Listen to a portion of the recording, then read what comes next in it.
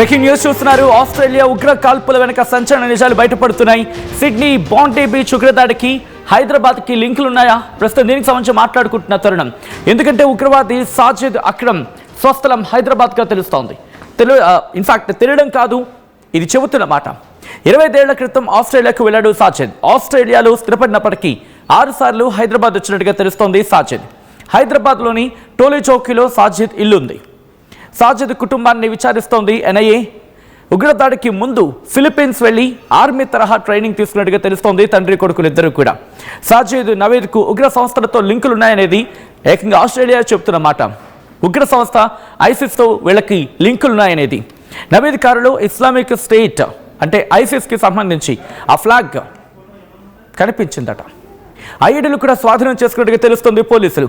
అంటే అర్థం చేసుకోవచ్చు వీళ్ళు ఏ స్థాయిలో ఉగ్ర కాల్పులకు పాల్పడ్డారనేది. నవీద్ అక్రమ్ నిందితుడికి సంబంధించిన ఫోటోను మీరు చూడడం జరుగుతోంది. కాల్పులకు సంబంధించిన దృశ్యాలు మీరు ఇంకో బాక్స్లో చూడడం జరుగుతోంది.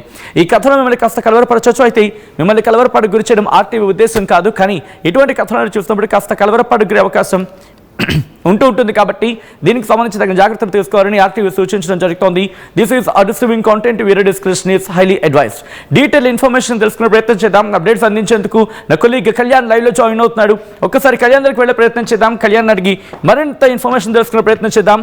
ఇటు తెలంగాణ పోలీసులు ఏమో చెప్తున్నారు, ఎటువంటి అంశాలు ఆస్ట్రేలియా పోలీసుల విచారణలో బయటపడుతుందనేది తెలుసుకునే ప్రయత్నం చేద్దాం. కళ్యాణ్ అప్డేట్స్ అందించేందుకు లైవ్లో కంటిన్యూ అవుతున్నారు. కళ్యాణ్, ఇటు తెలంగాణ పోలీసులు ఏమంటున్నారు, అలాగే ఆస్ట్రేలియా పోలీసుల విచారణలో ఎటువంటి విస్తుపోయే నిజాలు బయటపడుతున్నాయి? రైట్ సచిన్, మీరు చెప్పినట్టు ఇటు సాజిద్ అక్రమ్ హైదరాబాద్కి చెందిన పర్సనే. తనకి 1998లో ఒక స్టూడెంట్ వీసా తీసుకొని ఆస్ట్రేలియాకి వెళ్ళాడు. ఒక స్టూడెంట్ వీసా తీసుకొని వెళ్ళిన తర్వాత 25 సంవత్సరాలు అవుతుంది ఇప్పటికీ. బట్ స్టిల్ ఇండియన్ పాస్పోర్ట్ని కంటిన్యూ చేస్తున్నాడు. సాజిద్ అక్రమ్ ఆ తండ్రి, ఆయన వయసు 50 సంవత్సరాలు. వాళ్ళ ఫాదర్ సౌదీ అరేబియాకి వెళ్ళి అక్కడ వర్క్ చేసి తను డబ్బులు సంపాదించి ఇక్కడ హైదరాబాద్లో ఒక అపార్ట్మెంట్ కట్టాడు. ఆ అపార్ట్మెంట్ గురించి తను ఇండియాకి మధ్యలో ఒక 6 సార్లు వచ్చి వెళ్ళడం జరిగింది. ఒకసారి ఆ సాజిద్ అక్రమ్ గురించి ఇంకొన్ని డీటెయిల్స్ చెప్పే ప్రయత్నం చేస్తా. సాజిద్ అక్రమ్ 1998లో వెళ్ళిన తర్వాత ఇండియన్ పాస్పోర్ట్ మీద వచ్చి వెళ్ళాడు. సిడ్నీలో తను ఒక ఫ్రూట్ షాప్ని రన్ చేస్తున్నాడు. సో ఆయన వర్క్ ఏంటంటే ఒక చిన్న బిజినెస్ మ్యాన్ అని చెప్పుకోవచ్చు. ఒక చిన్న బిజినెస్ చేస్తున్నాడు. మరి దాంతోపాటు ఆయనకు ఒక గన్ లైసెన్స్ కూడా ఉంది. గన్ కల్చర్కి కూడా అలవాటు పడ్డాడు. ఒక 6 రకాల డిఫరెంట్ గన్స్, అంటే షార్ట్ గన్స్ ఉన్నాయి, రైఫిల్స్ ఉన్నాయి. ఇవన్నీ హంటింగ్ కోసం లైసెన్స్ తీసుకొని 6 గన్స్ని యూజ్ చేశాడు. సేమ్ తన కార్లో ఏదైతే మీరు చెప్పినట్టు ఐసిస్కి సంబంధించిన ఫ్లాగ్, ఒక బ్లాక్ ఫ్లాగ్ మీద అరబిక్ లిటరేచర్ ఉంటుంది, అదే ఇస్లామిక్ స్టేట్కి సంబంధించిన ఫ్లాగ్, ఐసిస్ ఫ్లాగ్ అని చెప్పుకోవచ్చు. సో సిడ్నీలో జరిగిన ఈ ఘటన సమయంలో తన కార్లో ఐసిస్కి సంబంధించిన ఆ ఫ్లాగ్ దొరికింది. ఆ ఫ్లాగ్ కూడా రెడీమేడ్ కాదు, ఎవరో దాన్ని స్టిచ్ చేశారు, ఎవరో దాన్ని కుట్టి, అంటే హ్యాండ్ మేడ్ అని చెప్పుకోవచ్చు. సో అలాంటి ఒక ఫ్లాగ్ దొరికింది. దాంతోపాటు ఈ 6 ఏవైతే గన్స్ ఉన్నాయో లైసెన్స్ తీసుకొని ఆ 6 గన్స్, రైఫిల్స్, అలాగే షార్ట్ గన్స్, ఇవన్నీ కూడా అక్కడ ఉన్నాయి. దాంతోపాటు ఆ కార్లో ఐఈడీస్, ఒక ఎక్స్ప్లోజివ్ డివైసెస్ కూడా ఉన్నాయి. సో ఇది ఒక ప్లాన్డ్ అటాక్ అనేది తెలుస్తుంది. దాంట్లో సిడ్నీ బోండీ బీచ్లో ఒక ఫెస్టివల్ జరుగుతుంది, ఒక సెలబ్రేషన్ జరుగుతుంది, హనుకా అనే ఒక ఫెస్టివల్ జరుగుతుంది. దాన్ని టార్గెట్ చేసే వీళ్ళు ప్లాన్ చేసినట్టు చాలా క్లియర్గా తెలుస్తుంది. ఎలా అంటే ఇటు ఆ హనుకా ఫెస్టివల్ వచ్చేసి ఒక జూయిష్ ఫెస్టివల్, జూస్ అందరూ పార్టిసిపేట్ చేస్తున్న ఫెస్టివల్. సో వాళ్ళని టార్గెట్ చేస్తూనే ఇదంతా చేసినట్టు తెలుస్తుంది.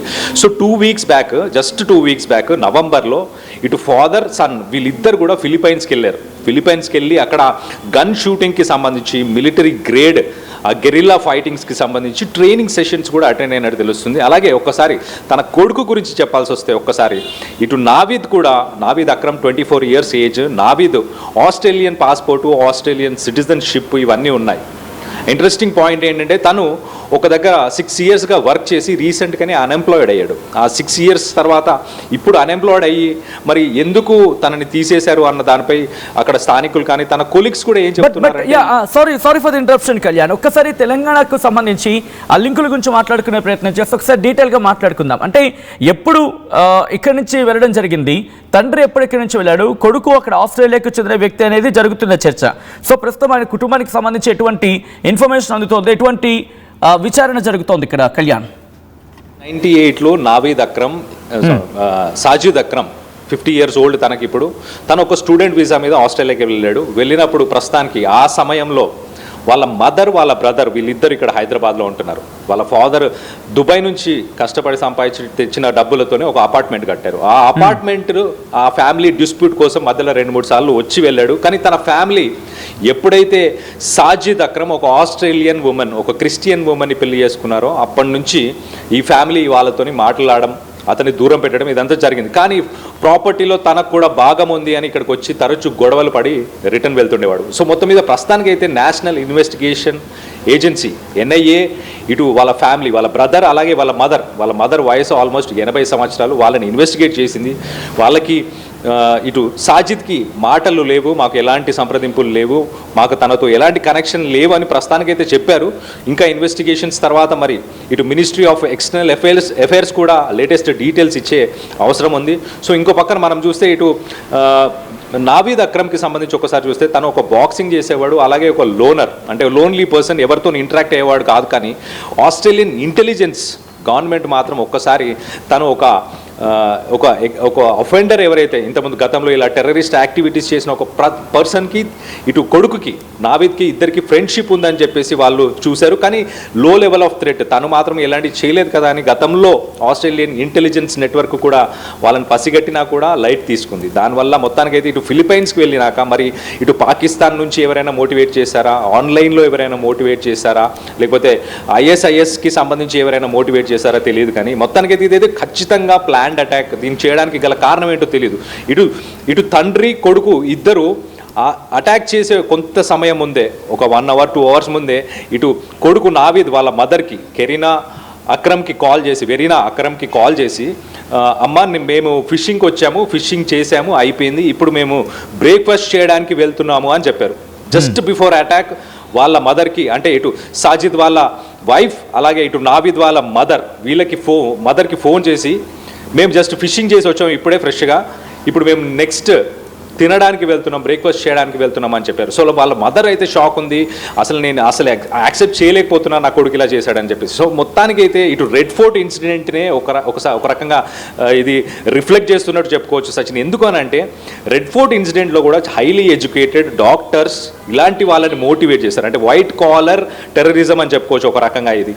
So highly qualified highly educated పీపుల్ని మోటివేట్ చేసి అలాంటి ఒక బ్లాస్ట్కి ప్లాన్ చేశారు. మరి ఇక్కడ ఫాదర్ సన్ ఇద్దరిని కూడా మోటివేట్ చేసి సో వీళ్ళిద్దరిని ఒక జూవిష్ ఫెస్టివల్ హనుకా ఫెస్టివల్ జరుగుతున్నది దానికి ప్రాపర్గా ప్లాన్ చేశారు. ఎందుకు అని అంటే వీళ్ళ కార్లో ISISకి సంబంధించిన ఫ్లాగ్స్, ఎక్స్ప్లోజివ్ డివైసెస్, రైఫిల్స్ ఇవన్నీ కూడా వీళ్ళతో పాటే ఉన్నాయి. వాళ్ళ మదర్కి మాత్రం ఎలాంటి ఇన్ఫర్మేషన్ లేదు, వైఫ్కి మాత్రం ఎలాంటి ఇన్ఫర్మేషన్ లేదు. కానీ ఇది ఒక పక్కా ప్లానింగ్తో జరిగింది. మరి దీని వెనకాల హస్తం ఎవరిది?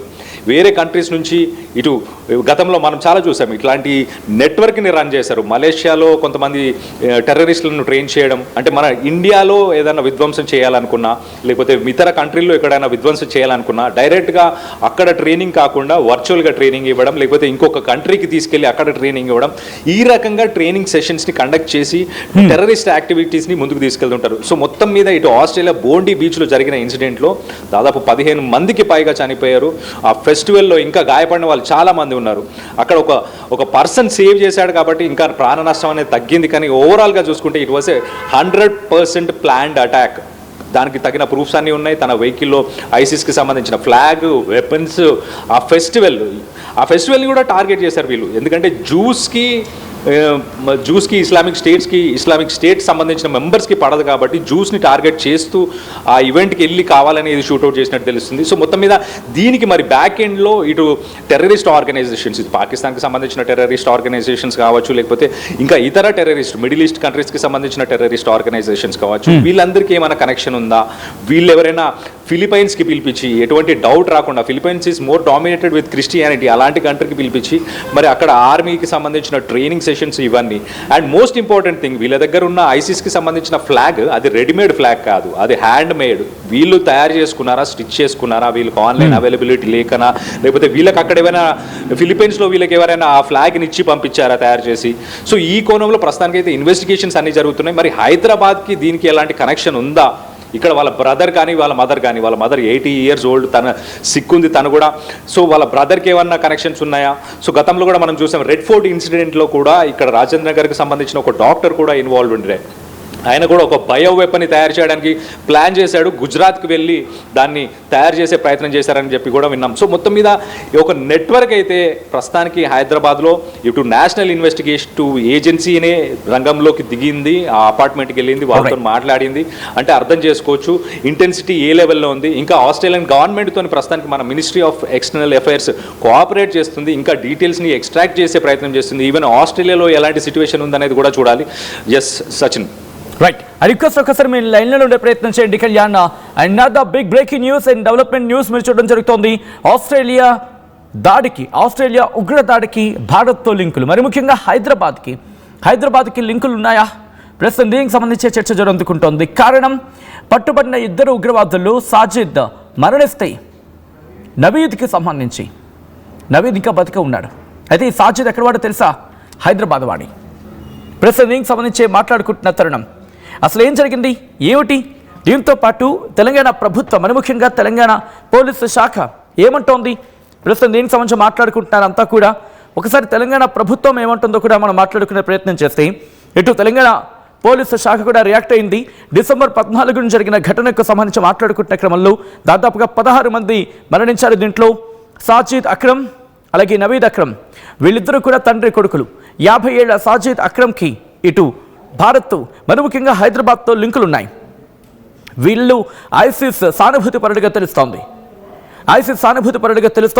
ఇక ఫర్దర్ ఇన్వెస్టిగేషన్ కూడా జరుగుతోంది. ఈ ఆస్ట్రేలియన్ అథారిటీస్ ఫర్దర్ ఇన్వెస్టిగేషన్ కూడా ముందుకు తీసుకెళ్ళడం జరుగుతోంది. అయితే సాజిద్ అక్రమ్ అనే వ్యక్తి ఒరిజినల్గా హైదరాబాద్ నుంచి, అంటే హైదరాబాద్కి చెందినవాడు. అయితే ఎప్పుడో ఇటు భారతదేశాన్ని విడిచి అక్కడికి వెళ్ళిపోయాడు, మైగ్రేట్ అయిపోయాడు ఆస్ట్రేలియాకి ఉద్యోగరీత్యా. దాదాపుగా నవంబర్ 1998 అతగాడికి 27 ఏళ్ళు ఉన్నప్పుడు అక్కడ వెనెలా గ్రోసో అనే మహిళను పెళ్లి చేసుకోవడం జరిగింది.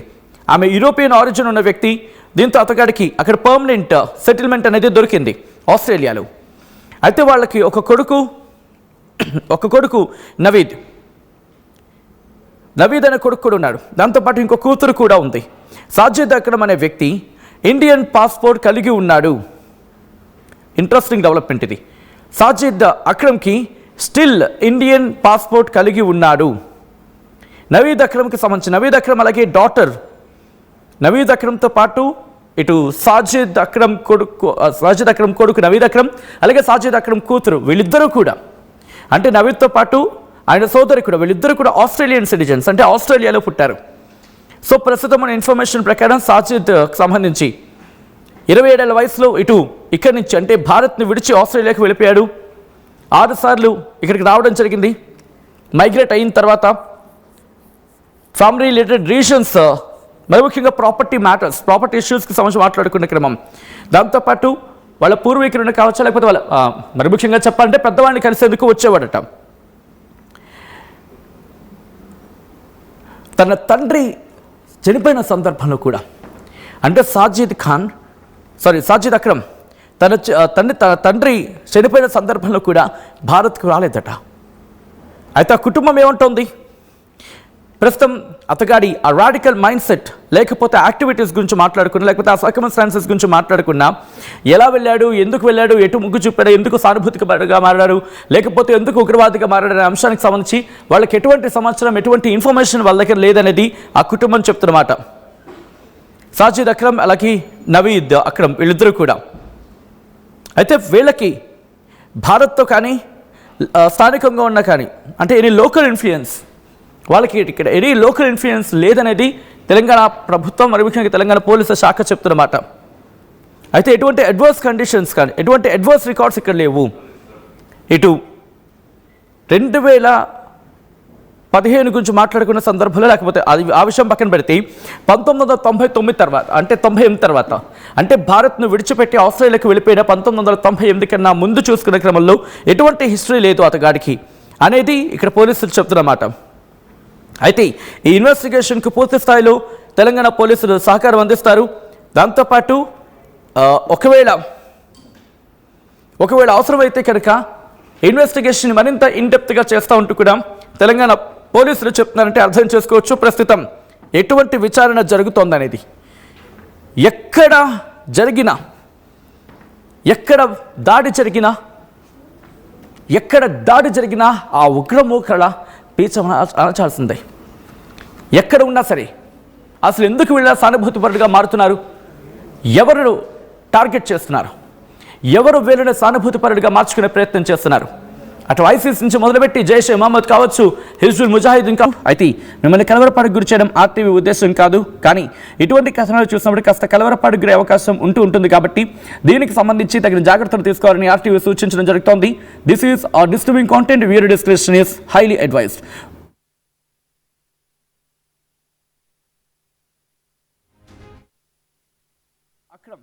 హైదరాబాదీ వాసి ఇక్కడి నుంచి అక్కడికి వెళ్ళి, ఎందుకంటే ఎంతోమంది హైదరాబాదీలు ఇక్కడి నుంచి విదేశాలకు వెళ్ళి పేరు ప్రతిష్టలు తెచ్చుకొని దేశ కీర్తిని మరింత ఇనుబడింపజేసేలా చేస్తున్న క్రమంలో ఇటువంటి వాళ్ళ వల్ల మనకేమైనా మచ్చ ఏర్పడే అవకాశం ఉంటుందా? ఎప్పుడో 27 ఏళ్ల క్రితం వెళ్ళిపోయాడు. అయినప్పటికీ మూలాలు మాత్రం భారత్లోనే ఉన్నాయని చెప్పి మాట్లాడుకుంటున్న సందర్భం. సో ఇతగాడి వల్ల ఏమైనా మనకి ఇబ్బంది ఉంటుందా? ఇబ్బంది ఇన్ ద సెన్స్ మనకేమైనా మచ్చ పడుతుందా? మీరేమనుకుంటున్నారు? ఇటువంటి వాళ్ళని ఏం చెయ్యాలి?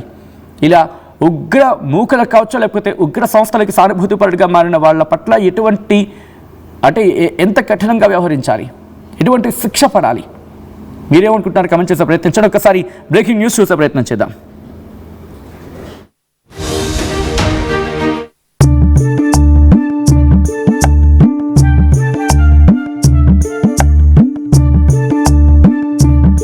నైపుణ్యం ఎవరి సొత్తు? ఒకప్పుడు హైటెక్ సిటీ దగ్గర తక్కువ ధరలో ప్లాట్లు కొనుక్కుని బాగుపడ్డారు. తర్వాత ఓఆర్ఆర్ దగ్గర, ఇప్పుడు అవకాశం త్రిబుల్ దగ్గర వచ్చింది. ఇప్పుడు షాద్ నగర్ వైపు ఉన్న స్వర్గసీమ వెంచర్ లో ప్లాట్ల పండగ వచ్చింది. నూతన వెంచర్ అమేయ రూపంలో అప్రూవ్డ్ ప్లాట్లు, రిసార్ట్ ఫెసిలిటీ, రీజనబుల్ ప్రైస్. ఒక్కసారి ఫ్యామిలీతో విజిట్ చేసి మంచి నిర్ణయం తీసుకోండి. స్వర్గసీమ వారి నూతన వెంచర్ అమేయ. నగల సామ్రాజ్యం పెద్దది, మన వేడుకల్లో నగల పాత్ర పెద్దది. నగల్లో మన సంప్రదాయం అది పెద్దది. అదే విధంగా నగలు కొనేటప్పుడు మీ సేవింగ్స్ కూడా ఇకపై పెద్దగా ఉంటుంది. అన్ని నగల తరుగును ముందు కన్నా ఇంకా తగ్గించాం. ఈ తక్కువ తరుగును చూస్తే వెంటనే నగలు కొనేస్తారు. డైమండ్ జ్యువెలరీ ధరలు కూడా పెద్ద లెవెల్లో తగ్గించాం. ఇకపై అందరూ డైమండ్ జ్యువెలరీ కొనుక్కోవచ్చు. ఏ ఆఫర్లోనూ పక్కదారి పట్టకండి. ఇక్కడికొచ్చి కంపేర్ చేస్తేనే తెలుస్తుంది మీకు ఎంత పెద్దగా డబ్బులు ఆదా అవుతుందో అని. ఈ తరుగు కన్నా ఎక్కువ ఇస్తే మీరు కష్టపడి సంపాదించిన డబ్బు వృధా చేసినట్టే.